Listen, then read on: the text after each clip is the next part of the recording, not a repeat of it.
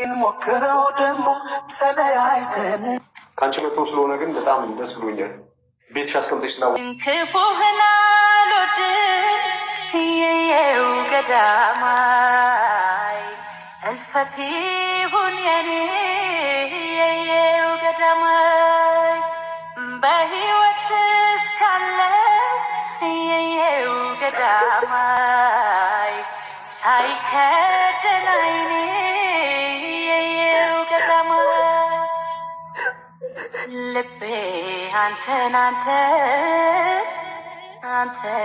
ያለለታ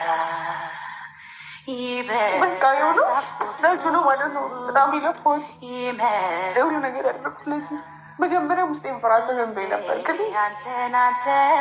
እንደዚህ ደግሞ ቀለል ያደርገዋል ብዬ ስያለቅ ነበር የሚመርሱ መለየት። ለእኔ ግን በጣም በደሱ ጋር መለየት እንደ ይሄን ያለ ነበር እንደ ወደው ተነሽ እና አስቆሚ ነው ውስጥ እያገኛሉ ነው።